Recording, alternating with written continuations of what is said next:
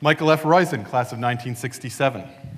Co-founder of 12 companies, co-inventor of a drug recently approved by the FDA, and co-writer of a daily column syndicated in more than 70 newspapers, Michael Roizen is a distinguished anesthesiologist and internist. Currently Chief Wellness Officer at the Wellness Institute at the Cleveland Clinic, Dr. Roizen's previous positions include Dean of the School of Medicine and Vice President for Biomedical Sciences at SUNY Upstate, President Designate of the Biotechnology Research Corporation of Central New York, and Professor and Chairman of the Department of Anesthesia and Critical Care at the University of Chicago. He's also served as an editorial voice on a number of medical publications and has published several books, including the You series and RealAge, Are You as Young as You Can Be? Many of these works have become New York Times bestsellers and have been translated into more than 40 languages. Roizen's advocacy for health and wellness include more than 1,400 lectures to professional medical groups, regular columns and radio shows, often with colleague Mehmet Oz, numerous features on magazines such as Fortune and Glamour, and multiple television appearances on the Oprah Winfrey Show, The Today Show, and Good Morning America. He also holds more than a dozen US patents. Dr. Roizen received his medical degree from the University of California, San Francisco in 1971. Welcome. Michael. I have to comment on two of your statements. While you won't talk about age, I will, since it's the subject of my research. And the second thing that I should say I totally agree with you is my wife has been instrumental in being a backbone and support. And so I think that's another part of that Williams teaches you in some way.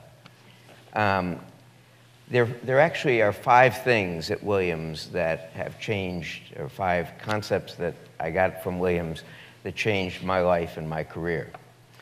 And I'll talk about those in turn, but they are failing helps you learn to be successful. That's something we may share. The pursuit of excellence is what you have to undergo. That team sports and teams teach you collaboration. I learned the scientific method, and I learned something from Mark Hopkins, which is I love teaching, especially one-on-one with students, so that was a strong influence as well. My third class in English here in my freshman year, it was mandatory then, my teacher called me in and said to me, "Mike, what are you going into?" And I said, "I'm pre-med, sir." And he said, "It's a lucky thing because if it was English, you'd never make it." His goal was to write a #1 New York Times bestseller, and I vowed secretly at that time that I would beat him to that point, and did. The second person who influenced me a great deal was my freshman chemistry and third-year chemistry teacher, organic chemistry teacher, J. Hodge Margraf. I flunked every one of the tests. I took the first test each class with him, yet ended up with A's throughout the courses. And he finally came to me and said, "Do you not buy the books? Do you not study? What do you do for the first one?" And in fact, I told him that what he did was teach me how to learn by that first test. I have 2 stories about J. Hodge that are really powerful for me.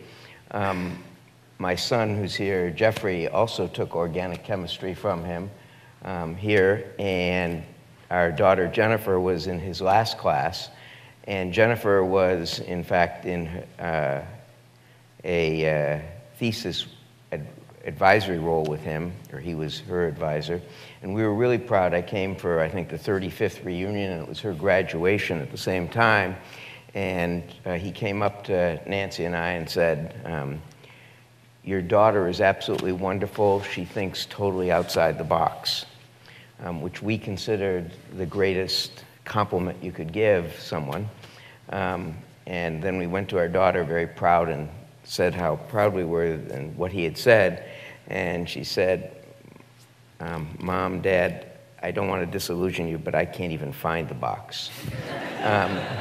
The second thing is in medical school, I did a research project on weekends with another crazy medical student. You don't work hard enough in medical school, so we did a research project on the weekends. And one Saturday around 10 p.m. at night, I remember him saying to me, you know, it's too bad you didn't have as good teachers in college as I did. You'd know this organic chemistry. And I said, I had the best organic chemistry teacher in the world. And he said, no, I did. And he went to Berkeley. And I said, I'm willing to bet mine is better than yours. And it turned out J. Hodge Margraf during sabbatical was his teacher at Berkeley. So J. Hodge was someone who influenced us greatly.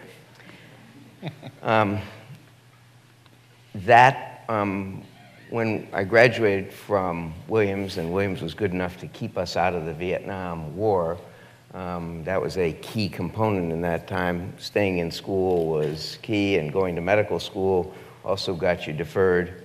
But during that period, I signed up for the public health service after medical school, and again learned the scientific technique. I then went went back to UC San Francisco, and I wanted to do a residency. I'd done one at Beth Israel in internal medicine before public health service at NIH, and then I wanted to run an ICU, thinking that that was where you could have most influence in patients' lives, meaning you could intervene. ICUs were just starting. I thought they would grow, and I'll talk a little bit about going where the demographics take you tomorrow. But it was doing that ICU, or learning to be in the ICU, is why I did a second residency at UC San Francisco. I then joined the faculty at UC San Francisco, but being the rookie, every rookie gets assigned to things they don't necessarily want. I got assigned to do half-time OB and half-time preoperative clinic. In doing preoperative clinic, I learned that the age of the patient was the most predictive of their outcome after surgery. That is, someone in that era just met, and I'll tell you the progress.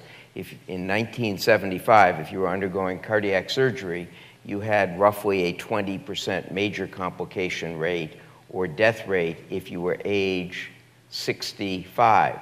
At 55, that was 6%. At 45, that was 2%. So it went up threefold every year. So I thought my job was to try and figure out how to make people physiologically, let them function as though they were 10 years younger in the 2 weeks surrounding surgery. And that actually captivated all my research, and it captivated, in fact, the rest of my life as I've tried to do that, and the books that we have written have been on this process of aging. When I learned the technique of doing this and motivating patients from preoperative clinic, and I should say, the next year after I did that, I kept preoperative clinic, but was asked to be co-chair of cardiovascular anesthesia, something very rare for someone as young as I, but that's because no one liked working with those surgeons. I got to do that, and that, again, I brought in one of the techniques I had learned at Williams. My first day is running that service. A surgeon and one of our residents started fighting in the operating room. And the debate was the surgeon said, I won't operate in this cold an operating room. It's not healthy for patients. And the resident said, the only way you can help patients survive is by heating them during the operation so that they stay warm. They were yelling and, in fact, got in a knife battle in the operating room, at which time I was called. I was in my research lab, which was 14 floors away in Health Science West, for those of you who know UCSF, and ran down the stairs thinking, what am I going to do? This is going to ruin these guys' lives, and it's going to ruin my life, too, if I have to get in between them. And then all of a sudden it hit me, the scientific method that I had learned at Williams and buttressed by the stay at NIH during the Vietnam Wars. I proposed to both of them that since they wouldn't settle the debate any other way, that why didn't we study it and randomize every patient, either cold or warm room, and let's see their outcome over the next 3 years. My privilege was to see their names next to one another on a paper, although they would never stand next to one another. So the scientific method did start with that for me and buttress that. In learning how to help patients become younger and in trying to motivate them, we found that you don't talk about how long you're going to live, but your current, quote, real age. And that was the secret that accidentally, if you will, accidental happening, and that was the start of RealAge and the start of the RealAge company. And I decided to write about this because a lot of people in 1996 would not use the web, we thought, so I wanted to publish a book on it, and at the same time it gave me the motivation to try and get a New York Times bestseller, if you will, and beat my professor to #1.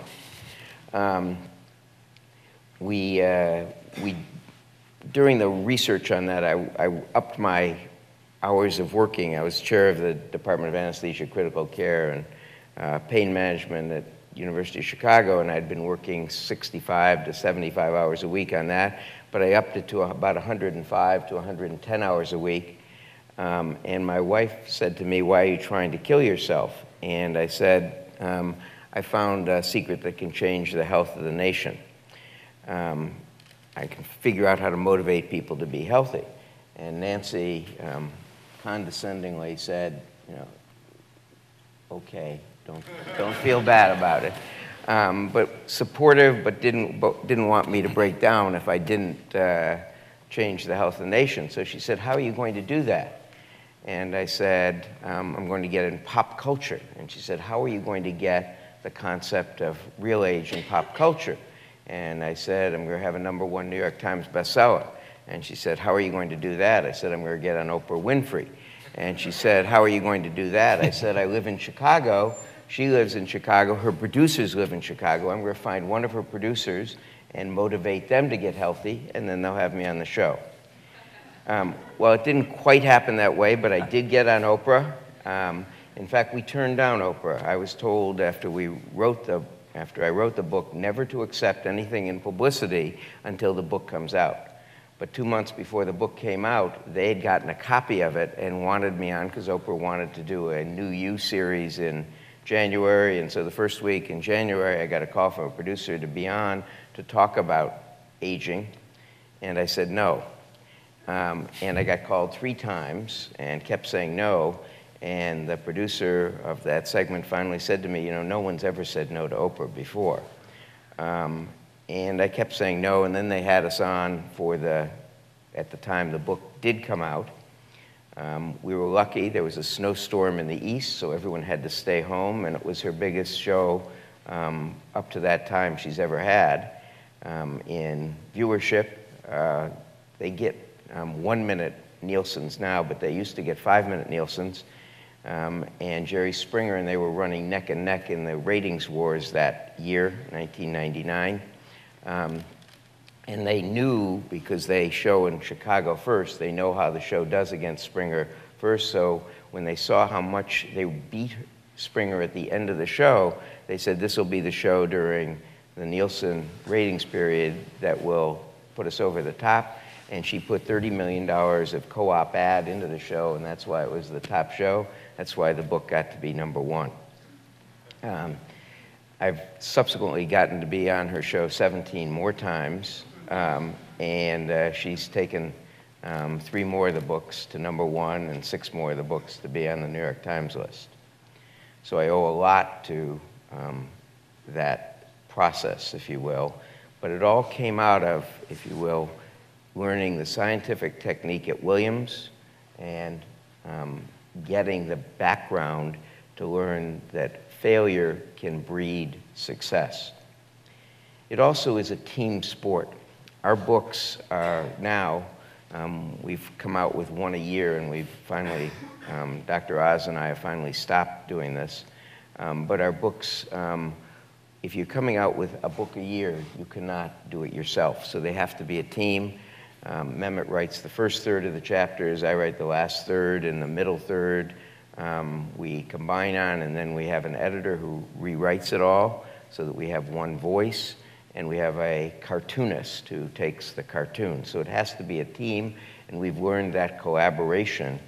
A lot of that was here. After the book came out and the website was successful, we got to sell the website, but a lot of that research background in chemistry, we accidentally happened on a drug. We took it through the FDA process, and it's a drug for hospice patients, so it has gotten approved. It was licensed to Sanofi Aventis and now to Pfizer. So I've been very lucky in that. The rest of it, the forming of the next 10 companies, the failure of some of those, the success of those, has all been breathed life through those 5 factors I learned at Williams, plus the support of family. So that is my career. I now got to do what is the best job in the world. I'm the Chief Wellness Officer at the Cleveland Clinic. Why is that the best job? Well, the entire federal budget, if you look at it, everything non-health spending is flat from 2002 through 2082 by CBO and by a whole bunch of estimates, except for one thing. That is, the healthcare expenditure goes up substantially. Why is that? There's some change in demographics, but it is mainly our own things that we do to ourselves. 4 factors: tobacco, physical inactivity, food choices and portion size, and stress cost 75% of our medical costs, and in fact, a little over 75% of our chronic disease. My job at the Cleveland Clinic is to show how we can reverse that in our own 41,000 employees. We have done that and flattened the curve for now 12 quarters in a row, and it looks like it's turning down. My job is then to sell those techniques to Northeast Ohio corporations so that they can compete better for jobs. And then it is to help, in fact, the US government and the rest of the corporations in the United States figure out how to do this so that we don't have a deficit.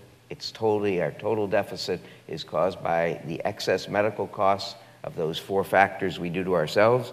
We do not need to do tough social choices. All we need to do is have personal responsibility for our own health, and we solve the budget deficit. That's my job at the Cleveland Clinic because of another Williams graduate I get to work for, Dr. Cosgrove. Thank you.